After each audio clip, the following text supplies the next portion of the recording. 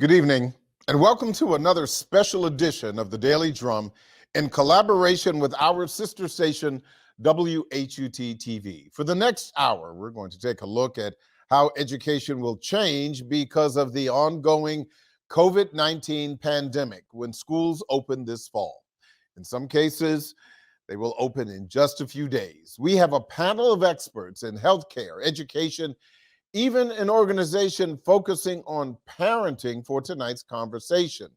Now, we will not be taking phone calls tonight, but we invite you to join the conversation online using the hashtag WHUR Back to School. Tonight's discussion is being streamed live on WHUR.com, Facebook, and YouTube.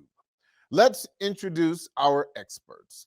Dr. Marilyn Corder is a pediatrician and adjunct professor with the Howard University College of Medicine. Dr. Louis D. Farabee is the chancellor of DC Public Schools, and Jacqueline Pogue Lyons is the president of the Washington Teachers Union, an affiliate of the American Federation of Teachers. I want to thank all of you for joining me for this really important conversation tonight.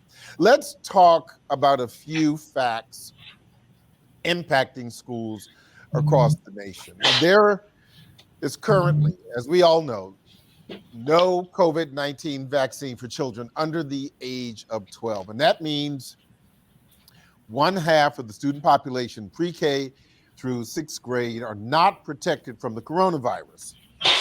And pediatric cases are on the rise across the country. As a matter of fact, just this week, DC Mayor Muriel Bowser said pediatric cases are up some 400% from this time last year, much of that, of course, because of the Delta variant.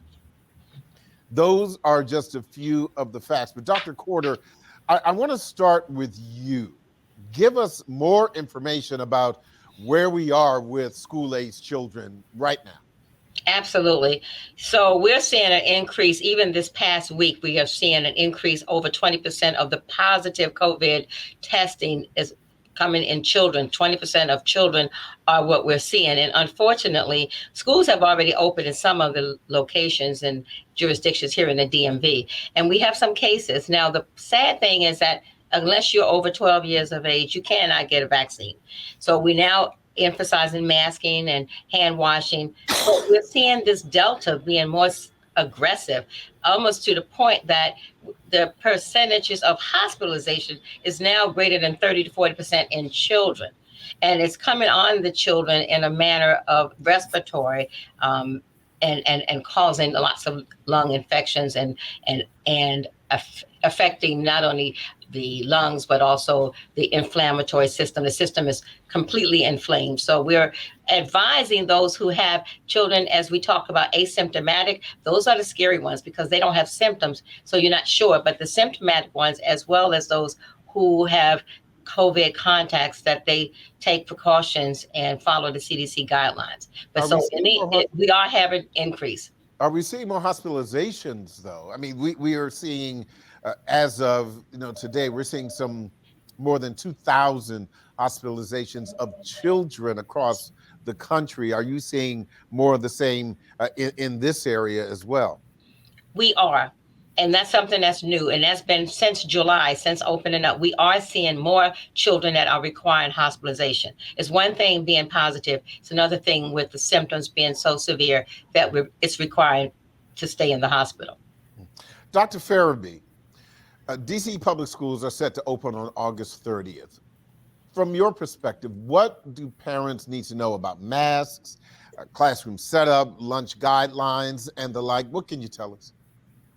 Yeah, thank you, Harold, for the question. Sure. I want to begin by just building on the comments from the healthcare professional, and that is, even though the vaccine is not available to individuals under the age of 12, one of the most important things we can do for operations of school and just general safety is ensure that as many people 12 and older are fully vaccinated. What families can expect is that we will ensure that every individual in the school campus is masked. And so there'll be face covering required for both students, visitors, parents, guardians, and staff. We are also requiring the vaccine for our employees. Anyone whose employee, contractor, who's regularly in our building is adult, will either need to be vaccinated or be tested on a weekly basis. We also will social distance to the extent possible in our classrooms and in the cafeterias, and we will also monitor the use of outdoor space, and we're encouraging our schools to maximize outdoor space for lunch as well. Can you give me a little more about that, that lunch situation?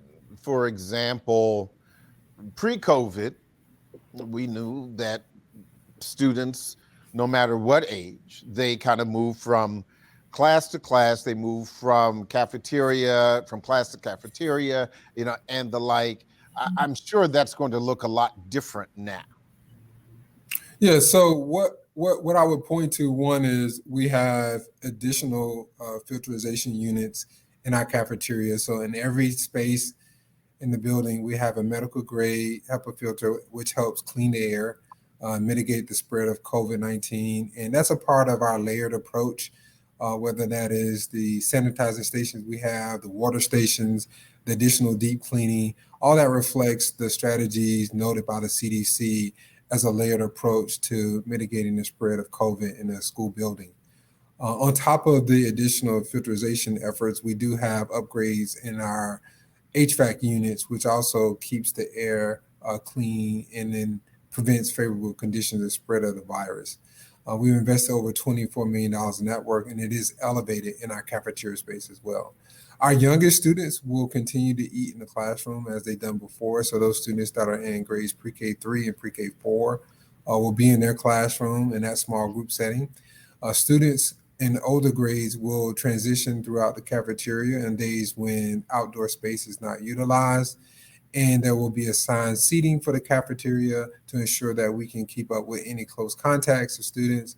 And then we will social distance students to the extent possible with the expectation of trying to achieve 6 feet social distancing. For some schools and cafeterias, that may look more like 3 feet social distancing, but we want to ensure that we get every student fed on a daily basis while also meeting our social distancing expectations. Ms. Lyons, from your perspective as head of the union, where are you on the issue of vaccines, testing, and the teaching process? For example, in class and hybrid to keep teachers and staff safe? Well, as far as the vaccinating students, we agree with the policy that the mayor has set up. We believe that if you're not vaccinated, that you should test every week. And we know that we're going to have folks that have exemptions for medical or religious reasons, and we accept that. But we want to keep our youngest learners safe. And we know that the way we can do that is by ensuring that everyone is vaccinated. And if you can't get vaccinated, then you must test, because as you have said, and as both of our speakers, including the chancellor, has said, we have children under the age of 12 who don't have the privilege of getting the vaccination. And we also, as an organization, are encouraging all of our members and all of our families and students and parents to get vaccinated if they're above the age of 12. What we want to do is make sure we shore up our teachers, because they've had a long year and a half rising to the occasion of teaching virtually. And we know that was a heavy lift as far as technology is concerned, but it's a heavy lift emotionally to adjust from going from your home back into the classroom. So I want to ensure that they're as safe as possible with social distancing. I'm so happy that we all agree that we're going to mask.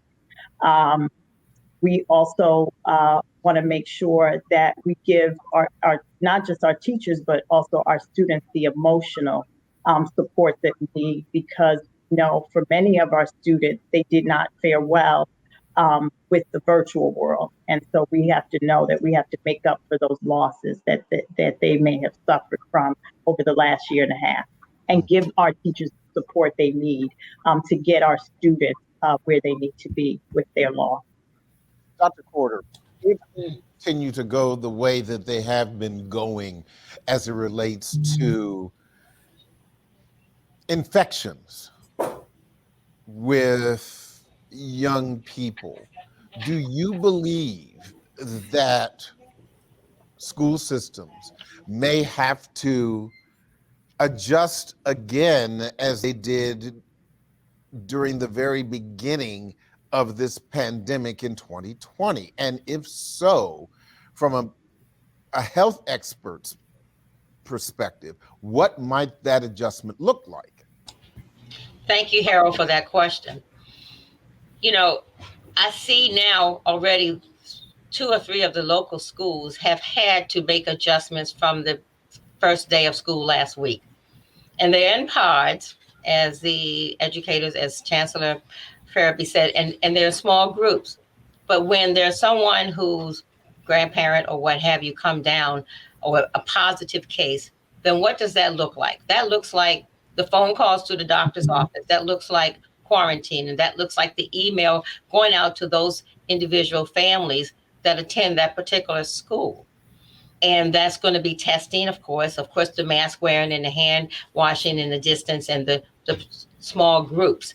But that, again, when we have a positive case, and we have begun to experience that here in this area, then you kind of start all over, or you back step a little bit, because you want to make sure that you get it right, that the contagiousness of this Delta is not able to spread rapidly as we know it can when you're not consciously going through the guidelines of CDC. So I'm not sure. I mean, we see a rise already, and school has not completely fully opened up. And there are some children and families, of course, that are exempting out for various conditions, medical conditions or religious. But a lot of them are going back. So it's going to, as it rolls out, and the tail, it will tell its story as we see it. But I'm already beginning to see some schools backing up, and smaller of the groups going back because they're fearful. So, Dr. Farabee, are you, as Chancellor, prepared to, for lack of a better term, repivot? I remember, and I'm sure you remember better than I, just how difficult it was to create this at-home model, because I think it's safe to say no one was prepared for this in 2020. This was something completely new, this novel coronavirus, and it created novel challenges for governments, for families, for businesses, and school systems. If we see a surge this fall, what are you prepared to do to address that? Yeah, we certainly are much more advanced now with how you effectively provide remote learning. We are very pleased this year. We are realizing our goal of having one-to-one technology for students in grades 3 through 12. So our older students will have their own device and can take those devices home when they need to learn remotely. And we have access to the internet. So we saw for our greatest challenge when we first entered into the remote learning space, and we're able to work around those issues. I think what we would do, and we've done in the past, is we would be nimble and be flexible when operations dictate that we need to do something different, or health conditions turn in a direction that requires us to take action. And so we will continue to monitor conditions with DC Health. We're well prepared to pivot when we need to pivot. But I believe that we have to maintain our focus on keeping students in school this school year. We just can't experience extended time away from school this school year the way we in the past and continue to expect our students to thrive. And it has been a challenge for many families to have students learn at home and for families to be engaged remotely. We know the most ideal place for people to be is in school when they're in school age. And so we've done the hard work. We've done the work with the Washington Teacher Union. I'm glad to have a partnership with President Polk Lyons, and our teachers are ready to come back. You know, if you talk with teachers over the summer, they're looking forward to getting back in the classroom with their students, as our schools are looking forward to receiving students as well. So we believe that we've created the conditions in our mitigating strategies. Will there be potential COVID cases? Yes, but we will respond with transparent notifications. And I believe, as I started, the most important thing we can do now is to get people vaccinated. I know enough about the science to know is that we're going to continue to have these challenges with these variants until we have a greater sense of herd immunity with vaccines. And so as I think people think about schools, please don't think about them in isolation of the greater health conditions of our city and our nation, and know the importance of getting everyone vaccinated. And I'm hopeful that we continue to hear that there are rumblings of the vaccine being available for those under the age of 12. But the reality is everybody above the age of 12 hasn't been fully vaccinated. And that's the best thing that we can do right now to continue our school operations. And I think to the point that you just mentioned, Dr. Farabee, about making sure that students are back in class, that teachers are back in class. There are some parents, as you know, who have made a request to continue this virtual learning situation. What's your answer to parents who want that? Well, we are taking much guidance from the American Association of Pediatrics, the people who know human development well, who know how our young people should be nourished and supported. And what they've said is school should be happening for young people unless there's a medical reason in which they shouldn't be in the building.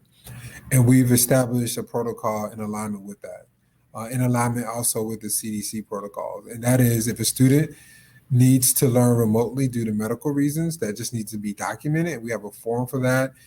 Families can take that form to their physician, have their physician sign off on the need for the child to learn remotely, and we will provide that service accordingly. Otherwise, we expect students to be present and in person on August 30th. So, Ms. Lyons, you said something earlier that struck me, a couple of things actually. You talked about, first of all, you talked about the hybrid situation. What are your teachers telling you as it relates to hybrid teaching if something happens that they have to go back to that? I mean, how are they feeling about that? I know in covering this issue, as so many of us have over the past year and a half, that was difficult, not only from the skill set, but it was also difficult from a technology standpoint. When you're talking about, you know, an urban school district, one of the largest in the country, not everyone had access, whether it was because of financial reasons, it could be geographical reasons where you couldn't get a signal in some parts of the city. What are they saying about the prospect that something like that could happen? Well, our teachers know, have always known that there have been issues and concerns in our underserved communities. And we know that the pandemic brought it to light for everyone and brought to light something that we've always known.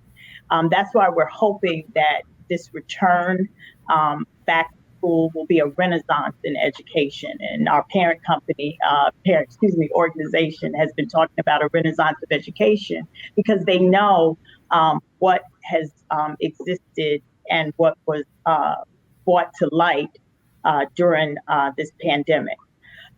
But in saying that, we think our teachers did a heroic job virtually, but we know that children learn best in person. Saying that, we know, I agree with the chancellor, that there are students, because of their needs, and that's always existed in education. We have to meet the needs of our students. So that means that some kids will have to go virtual or continue to be virtual just based on meeting their needs. But we prefer for the kids to come back in person. We know that we might have to pivot because from what we've heard from the science of this virus, the the Delta variant is 6 times more contagious than the variants we've had before. So we're hoping that we'll always have transparency to know that, hey, we might have to stop, and hopefully not, but in certain areas of the city, we might have to go virtual. But as everyone has said, we're encouraging vaccinations. We're encouraging that everyone follow the safety procedures and protocols so that we can cut down on the incidences of having to close down, because we know that people are nervous and anxious. And my fear is that if we have to close down, it'll be difficult to convince folks to come back. So that was kind of my next point, because the other piece that you spoke about, you talked about the heavy lift of emotional support for teachers. And more than anything else, the thing that has permeated the challenge of the pandemic across every field, education, healthcare, business, home care, is emotional support for the people who are doing the work. And first of all, what does that emotional support look like from your perspective? And secondly, are you concerned that even in the midst of the new normal, that you may have people who may just say, I can't do this anymore this way? Well, what we have to do is make sure that we're in communication with our families and stay in communication with our teachers, because for many of them, it's like I keep using the example of we don't know what our families have been through over the last year and a half. Sometimes we don't even know what our teachers have been through, what types of loss they've had. And so we won't learn fully until folks come back into the school building, and we have to have teams ready to meet the needs of both our students, our families, and our teachers. I like I said, I use the example of if you at the start of the pandemic, you were in first grade in March, and now you're returning to school after a year and a half, going into the third grade. Anyone who has kids or been around kids know there's a big difference between what you need to do in first grade and what you need to do in the third grade, especially if you missed in-person learning for a year and a half. Hopefully these kids have gotten, were learning virtually, but we know for many of our underserved communities that was spotty. So we have to have all types of for our families, social workers, psychologists, counselors, our school leaders. We're going to have to offer each other breaks and time to not just, it's about the academics, but it's about first, as we say in kindergarten, got to get you to come sit and stay before we can even get you to open up the books and get the academic thing. So just yes, you got to get you into the church in order to let you hear the sermon. I understand that. Before we take a break, I only have a few minutes left before this break, but I wanted to get some final points from each of you, and I want to start with you, Dr. Corder. Very briefly, can you just share a list of things that you would advise parents about to help keep their children safe? But first, we need to make sure emotional readiness is very important, not just for the safety of the masking and the hand washing, etc., but to find out, is your child having problems sleeping? Is your child very anxious? Because this is like PTSD. We are frontline teachers, parents, as your guests have said, we all have been affected. And this is a different time. So you want to find out as the parents are preparing, going back to school, the backpacks, etc., to find out emotionally how that child is doing. And of course, physically, to make sure that he or she is ready, and to talk to them and to find out what's going on at the school and to be comfortable with their procedures. So both at home, how that child is ready to stand up and go to school in spite of the gaps, the psychological and development gaps, because like you said, a first grader versus a third grader, but finding out what's expected of that child and if they're able to come up to where that function that's needed for them to prosper. Okay. Dr. Farabee, the biggest concern for you ahead of the opening of school at the end of this month? So I want all of our families to be reminded, while we spent a lot of time talking today about the effects of COVID, even the COVID vaccine, just reminding that childhood pediatric immunizations are just as important. And fortunately, we're getting back to where we were pre-health emergency. And we want families to get that done before the school year starts. Students have until the 20th day. While the COVID-19 vaccine is not required for school, regular pediatric immunizations are required. And we want families to ensure that those shots are in the arm so their students can be safe beyond COVID. And also just wanted to reiterate the point around our many layered approaches to mitigating the spread of COVID-19. There isn't one strategy that solves it all, but there are a multitude of strategies that we can implement together that allows us to ensure that there's a safe learning environment for our students. Dr. Farabee, thank you so much for that as well. And finally, Ms. Lyons, your thoughts, your final thoughts before the break as we prepare to go back to school, your major concern. Well, just making sure that our teachers are supported, making sure our families are supported. I agree with the chancellor. We got to make sure that we support vaccinations. We got to support our families in getting their routine immunizations. Our union has received a grant from our parent organization, the AFT, to help support vaccinations and routine immunizations. As a matter of fact, this Saturday, we'll be at the Dorothy Height Library supporting immunizations and giving away backpack supplies. And we'll also be at Brooklyn Middle School supporting immunizations and vaccinations and giving out supplies and supporting a game truck for our students and parents who come by. Can you share that with me one more time, please? Those two places and what time? I think it's really important to get that information out. I know we'll be at Brooklyn Middle School from 10 to 12 on Saturday, this coming Saturday, August 21st, and we'll be at the Dorothy Height Public Library. And I'm sorry, I don't have the time right now, but I will get it to you. And again, we'll have lots of supplies and books and ways to help children register for immunizations and vaccinations. Yeah, all of that really important to make sure that we get, as you said, those shots in arms. One thing. Harold, can I add a little bit more context? Please do. I've got about one more minute, Dr. Farabee. So please go right ahead. So quickly, there are 3 middle schools that we have student adults giveaways. So there's Brooklyn Middle School, there's Sousa Middle School, and Johnson Middle School.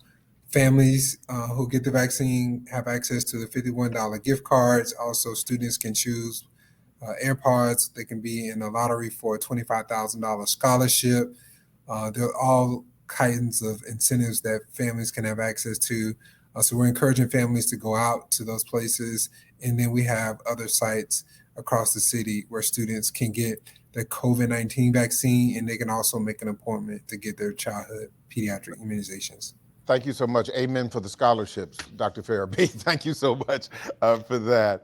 We are going to take a quick station break and say goodbye to our 96.3 WHUR audience, but this conversation continues online and on Sirius XM, channel 141, HUR Voices, 96.3 HD2, and on 98.3 FM. Beyond the Basics, education in a pandemic world will continue in just a few seconds.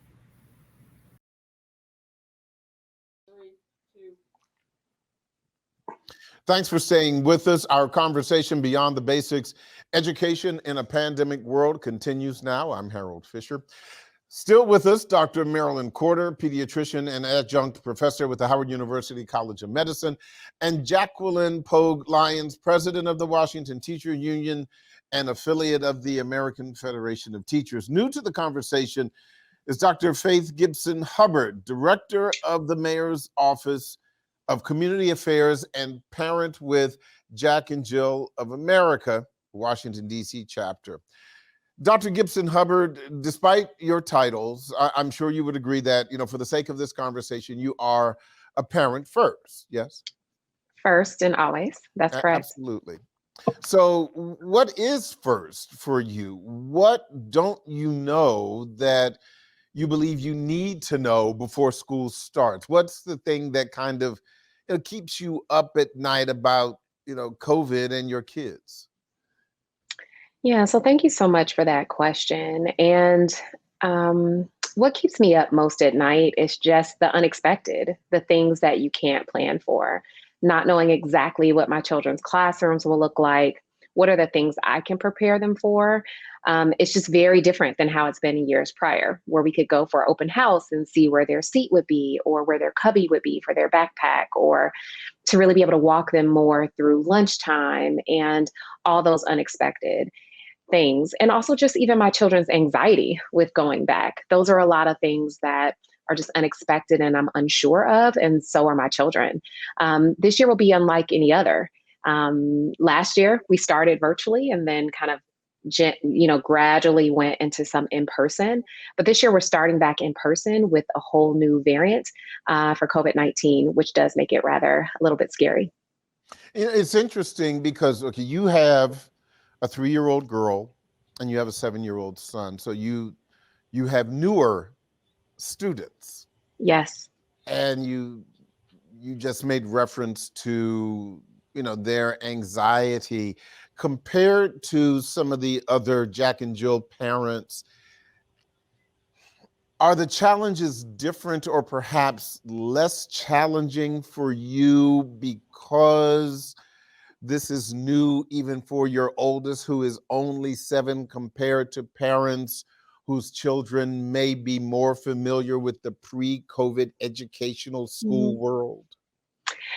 Yeah, so that could be. I mean, my son had interactions with school long before COVID, so we had that experience. For my daughter, a COVID world is all that she knows. She went to childcare, wearing a mask full time as a 2-year-old most of the pandemic. So for her, this is the norm. For my son, this is not the norm, and he misses what he used to have. And so there's a lot of trying to walk through. Okay, so you're going back to school and you should still be excited about playing with your friends and you are still going to learn, but he wants to know when we're going to go back to normal. And I think that's something we all really want to know. So I think for most of the other Jack and Jill parents, it's a lot of the same. You are not going to be there physically with your child. And as a parent, you are used to being able to be that protector. And this is not something that we can even see, let alone fully protect our children for. We can just help them be prepared as much as possible. Dr. Corder, for years, we've had, MMR vaccination requirements. I know when my daughter was going to school, we had the measles, mumps, rubella vaccination requirements. Do you perhaps see a time when we may see an MMRC requirement, a measles, mumps, rubella, COVID requirement for students? Yes. And I do remember that MMR requirement. I'm just that old, but I do see. You took me way back, Harold. I wasn't going to say that. Well, I wasn't going to say that. Well, it's the fact. And I talked a lot, and finally, a lot of initial parents, I'm not going to get that. Obviously, they have. But now we're talking COVID. I just had a conversation with one of my parents today for one of the children in the practice being in the clinical trial, a 2-year-old who's doing fine, but a 2-year-old who was in the clinical trials for those children who are younger than 12 years of age. And that was since last November, the clinical trials, and those vaccines are going to roll out So I do see a time when the requirement for COVID would be part of the vaccination schedule. But with that, with that in mind, and that is assuming that at some point, and this could happen tomorrow, it could happen next week, it could happen next month, it could happen before the end of the year, that there could be made available a COVID-19 vaccine for children under the age of 12 years old. Never before have we seen the kind of pushback for vaccines, COVID or otherwise, as we have seen of late. And I am old enough to remember getting the big space science fiction like gunshot in my shoulder.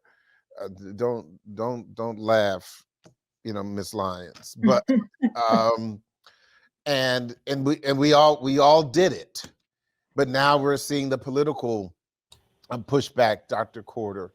And how do we get through that kind of hesitancy, whether it's COVID-19 or an MMR or an MMRC kind of hesitancy to get back to normal or beyond this difficult new normal for educating our children?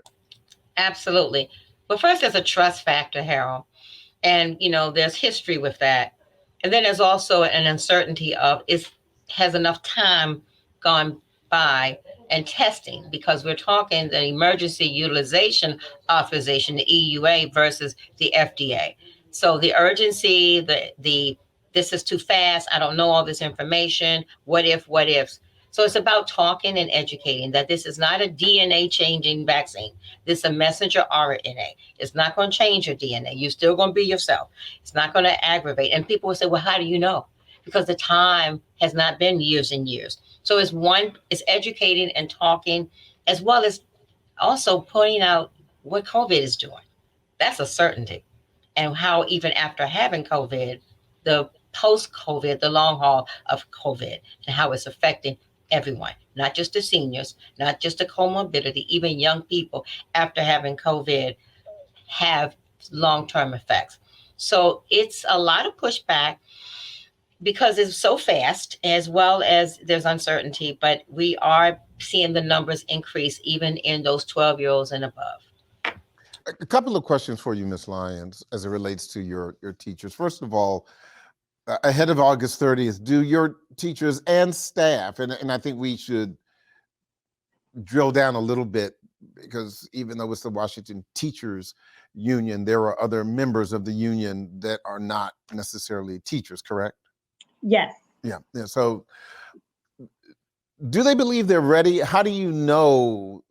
How do they know that they are? How would you define ready? Well, just so you know, our teachers officially go back on Friday, all of our teachers. If you are a new teacher, starting with DCPS, the District of Columbia Public Schools, they had their first orientation today. So school has already started for us.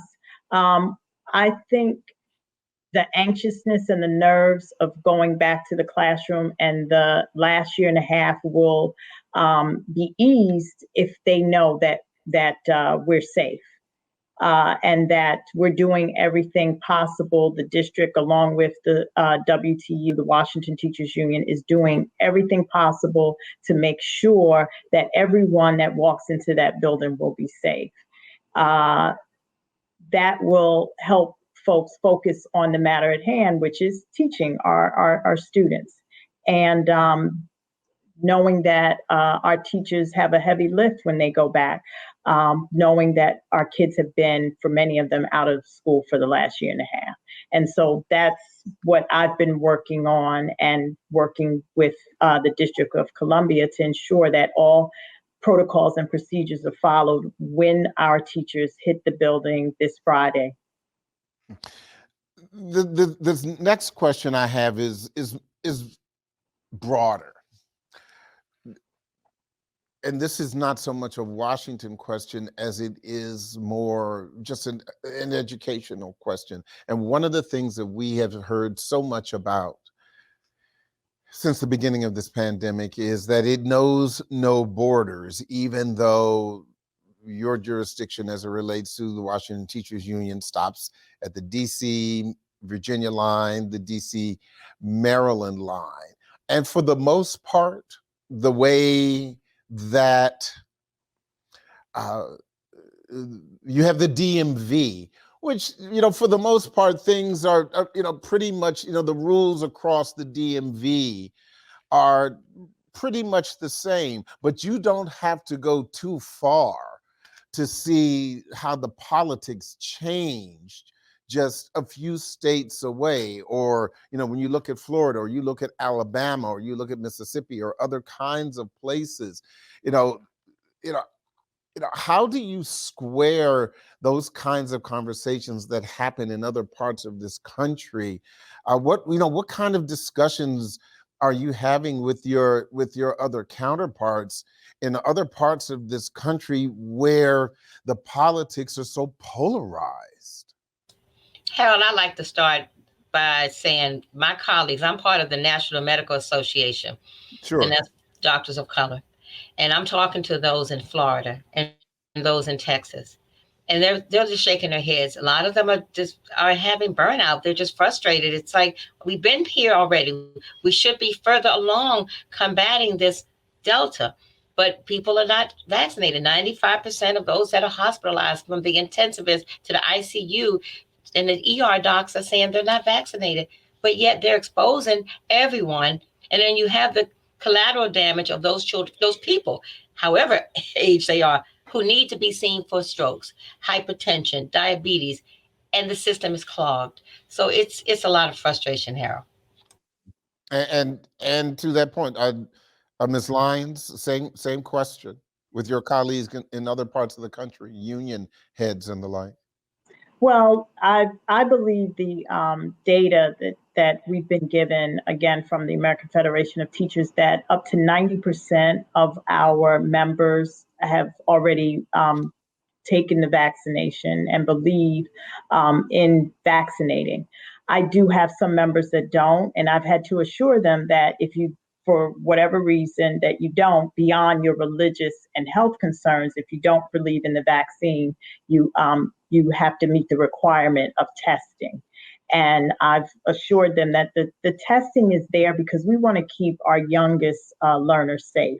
And we also want to keep those who have medical concerns where they can't have the vaccine. We want to keep those safe, those people safe. I guess all we can do also as a union is to educate. I don't believe that we should look down on people. We should just keep trying to give them the knowledge necessary, because we know in underserved communities and in brown and Black communities, there's a history there. And we have to continually work to assure them that this is the right thing to do for both themselves and their family, to keep everyone alive and safe. So that's why we've going to continue to partner with communities to get the word out about the vaccination, as well as the immunizations, and letting folks know that it is time to go back to school in person. Because my fear is we've lost a lot of people because of the effects of this pandemic. We'll have to do a lot of outreach into communities to make sure that everyone knows it's time to go back to school. And those people that may have had to move because of this vaccination, actually finding out, are they there, or have they moved, or what's going on in our communities, so that everyone knows that that we're back in person and we want you to come back. Dr. Gibson Hubbard, this is probably, again, one of those really important, parenting questions, whether you are a newer, parent, such as yourself, and I'm sure that in Jack and Jill, there were some, some flat-footed, plain-spoken veteran parents. But I'd like to hear, not only the kind of conversations that you were having with, in your son and daughter, but also what some of those veteran parents in Jack and Jill are saying about the conversations that they are having with some of their older children about that. Has it been challenging? What do those conversations actually sound like? I know I've had conversations with my daughter about it, but she was a young adult. Yeah. So I think a lot of parents are feeling as if they don't know what to say exactly. But the route that my husband and I have taken, and also as I've talked to a lot of other moms, and in the Washington, D.C. chapter of Jack and Jill, we have more than 150 moms. So there's a lot of them. Oh, yeah. And we have a lot of conversations together, is just really the honesty, being honest with your child, and not fully trying to shield them from what they might be fearful of, and also the hard conversations. You as a parent often plan to have hard conversations later on in life with your children, but not expecting to do that with COVID. So I think it's going in and saying what you know, what you don't know, and then also bringing in other resources where you need to be educated yourself. So I think that honesty is really there. It's also finding your tribe in every way in order to help you get through as a parent. Parenting is hard. I've had 2 children, and both times no instruction manual has fallen out when my children have come out. And so because that has not happened yet, nor has anyone ever mailed me an instruction book, you have to find that tribe that can really help you with figuring out how to have those conversations, and also keep the village around your children very strong as well, so that when you can't, other people can push in. My father is a physician. My mother is a nursing professor. They have had conversations with my 7-year-old about certain things, about COVID. He's had questions. He told me he didn't want the Johnson & Johnson vaccine. And I was like, well, why is that? I also had to just ask him and let him lead the conversations as well. Children have things to say. They want to be a part of the conversation, and we have to listen. This is a really great opportunity for us to listen, and realize that we can't just dictate things to our children, but also be able to have those iterative conversations that will allow us to see where their needs really are. And also to check in on other parents, because it is very hard. And the virtual learning was really hard. So I'm very, very, very excited for our kids to go back to school. But it is scary in many ways for both the children and families. So in Jack and Jill, we have also worked very hard to have education opportunities for moms and for families. And we've done this nationwide. So while we've done a town hall on Black health, and COVID was an aspect of that, we want moms and families to know you have to know about your overall health. A lot of people aren't faring well in COVID because they didn't even know about their overall health before. They weren't doing some of the other things they needed to do before. So I think it's a great opportunity for us to, as an organization, to really bring in those conversations around overall health, and having those conversations with our children and with ourselves, to challenge ourselves, to be honest in our conversations, in order to move us forward. That's interesting. You said your 7-year-old said he didn't want the Johnson & Johnson vaccine. He said that. He was like, Mom, I want the new technology, which is what he told me. And I didn't realize he had been paying that much attention. And also when I got the Moderna, I had the Moderna vaccine. He said, Mom, that was a Black woman. And he was really excited about that. He was like, I want that.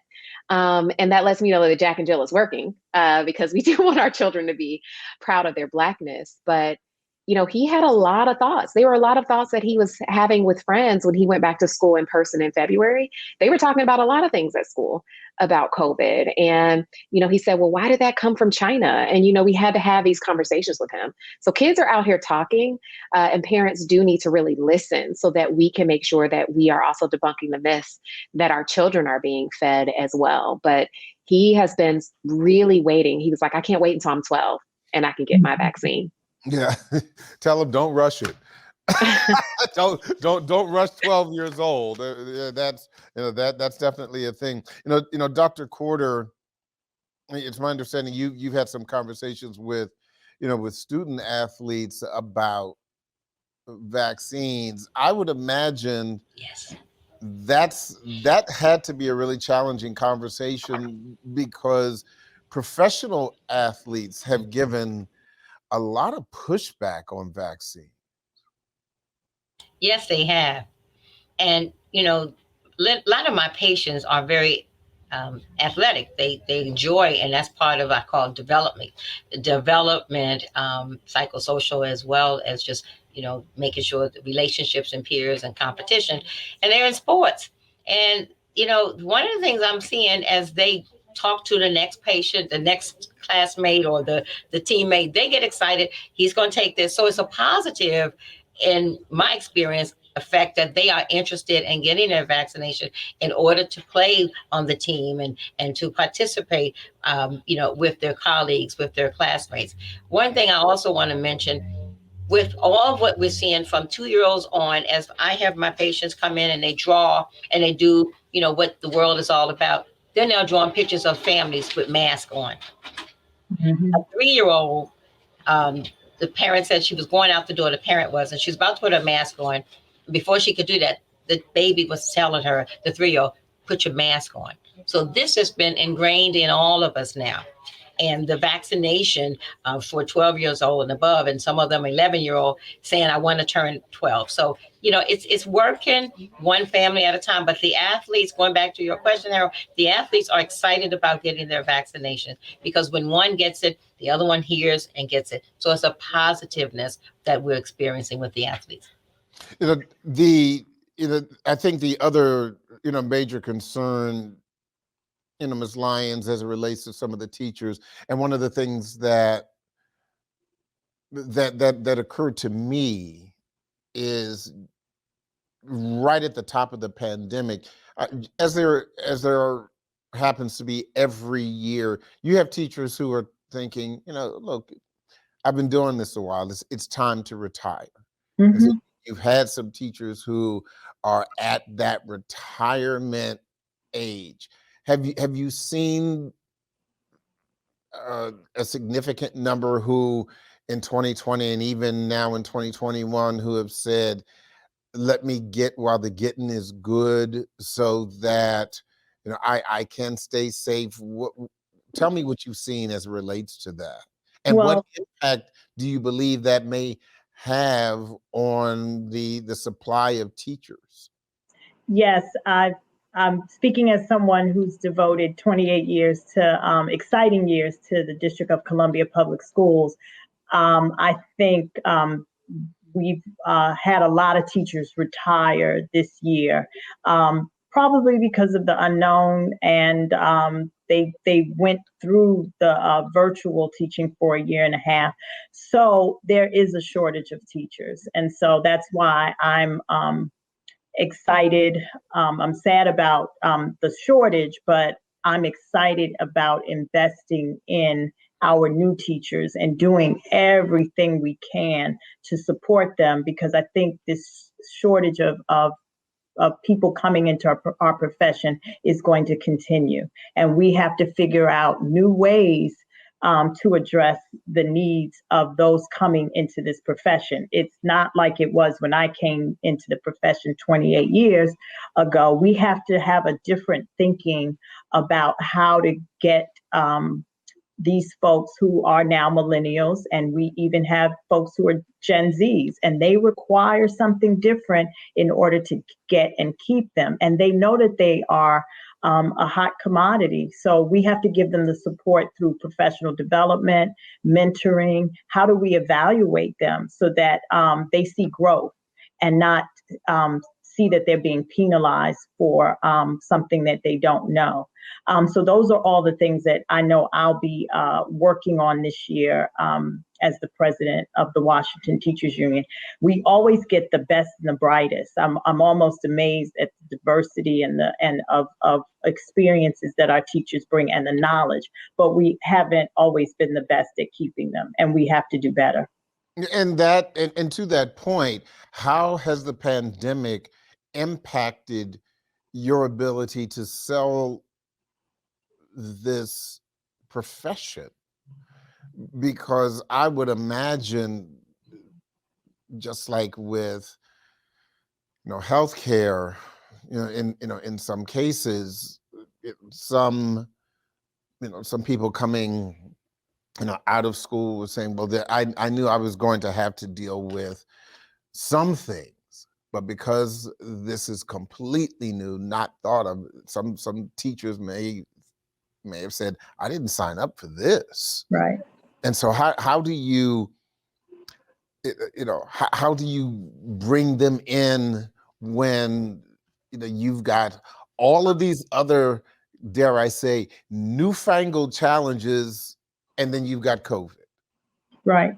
Well, I tell people from the beginning, this is the hardest work you'll ever do, but it is the most rewarding work you'll ever do, where you can really make a difference. I tell folks that I wouldn't be where I am today if it wasn't for teachers who took my mom and her 9 brothers and sisters under their wings, because they came from a family where their parents didn't have the benefit of an education. And they, as I say, they were newly immigrated from North Carolina to DC. And they didn't have the benefit of a formal education, but it was teachers that helped to push them along. And I'm here today because of those teachers that pushed my mom and her brothers and sisters. So we've always had challenges. We know it's the hardest work, but it can be the most rewarding. But from a standpoint as a union and as the District of Columbia Public Schools, I've said before, we have to mentor these teachers. We have to free up our administrators to support new teachers. The leaders in our school have to be able to give them the support they need. And we have to give them constant professional development that's valuable, that they can learn and take it right into the classroom. And lastly, we have to be sure that we evaluate them fairly. I don't think that we evaluate our teachers in the district as fairly as we can. And even the chancellor revealed the results of a study on our evaluation system known as Impact, that it can tend to be biased and racist against particularly Black and Brown teachers, and especially those teachers in teaching in underserved communities. So we have to grapple with that if we want to keep teachers. Real quick, I'm just about out of time. I want to get some real quick round robin final thoughts from each of you, just really, really quick. Dr. Corder, just a real quick final thought. What do you think people need to know about education and COVID going forward? Real quick. Yes, absolutely. So we want to make sure that we still keep the environment safe, and education in a positive way, but also health-wise in a preventive and following the guidelines. And that's so very important. Those two hand in hand will be a wonderful mix once we get past this pandemic as well. Dr. Gibson Hubbard. We have to listen to our children, and we need to follow their lead and also partner and follow the leads of families in real deep ways, because I think that will help us be able to move forward and to build greater trust in families wanting to send their children back to school. Ms. Lyons. Follow all safety protocols and procedures. I also agree, listen to our children, return back to school in person, and also know that this is going to end one day. We won't be stuck here forever. Ladies, thank you so much. I really want to thank you all for joining me for tonight's conversation. Very, very important comments and very informative. I also want to say this pandemic continues to be with us, and it continues to evolve. We have moved from a shutdown to pivoting and evolving. This is particularly the case when it comes to the education of our children. And we must continue to do just that, to educate our children for their sake. I'm Harold Fisher. Thank you for watching and listening. Good night.